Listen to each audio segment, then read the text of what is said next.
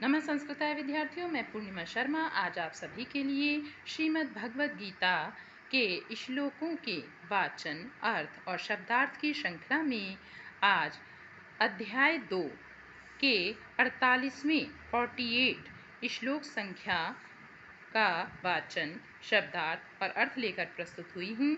इससे पहले की वीडियो से आपने अवश्य ही इन श्लोकों का वाचन करा होगा जो हमने आपको वीडियो के माध्यम से दिए हैं।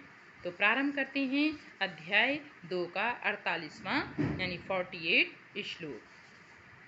योगस्था कुरु कर्माणि संगम त्यक्त्वा धनंजया। योगस्था कुरु कर्माणि संगम त्यक्त्वा धनंजय।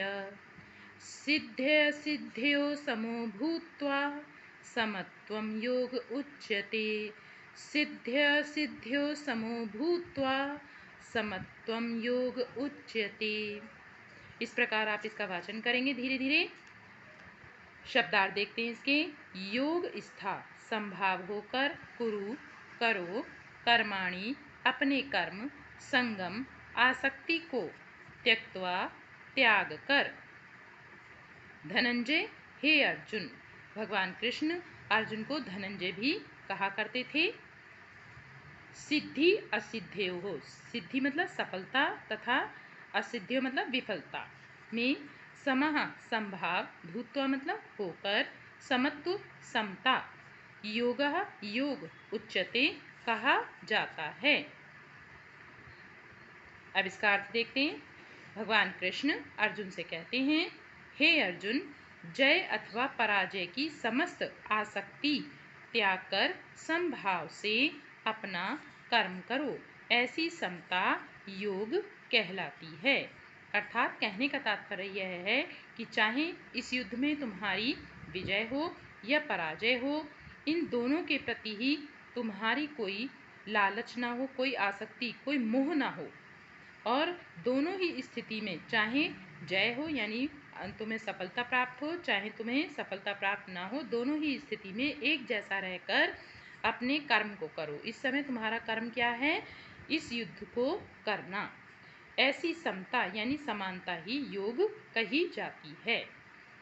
अब अगला श्लोक है बच्चों अध्याय 2 का ही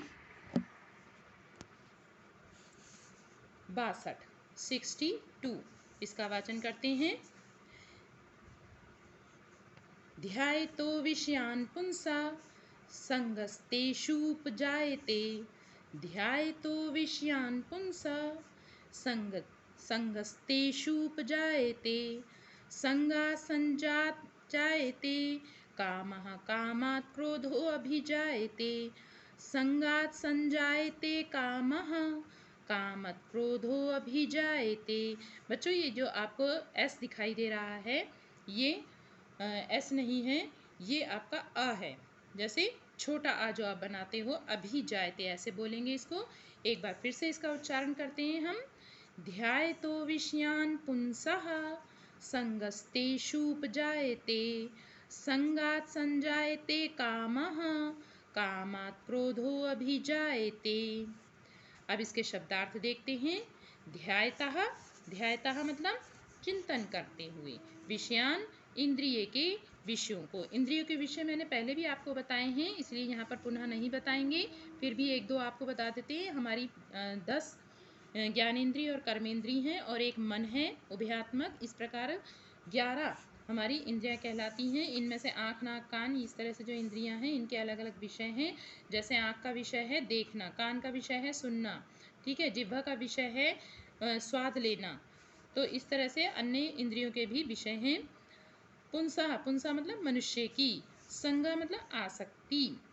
तेषु उन इंद्रियों में, इंद्रियों के विषयों में। उपजायते मतलब विकसित होती हैं। संगात आसक्ति से। संजायते विकसित होती हैं। कामः मतलब इच्छा, कामा शब्द कई बार आ चुका है। कामात काम से यानी इच्छा से। क्रोधा मतलब क्रोध से। अभिजायते मतलब प्रकट होता है। अब इसका अर्थ देखते हैं।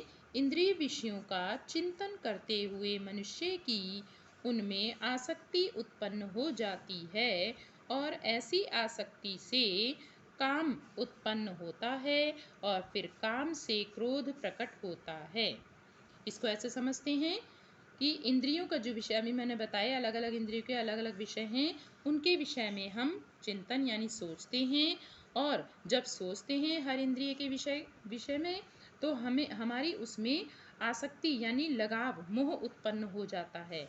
और मोह उत्पन्न हो जाने के बाद में हमारी उन इंद्रियों के विषयों को पूर्ण करने की इच्छा उत्पन्न होती है। जैसे हमने कोई वस्तु देखी तो उसको देखकर हमें उसको कि हमें प्राप्त हो जाए, इसके लिए हमारे मन में इच्छा उत्पन्न होती है।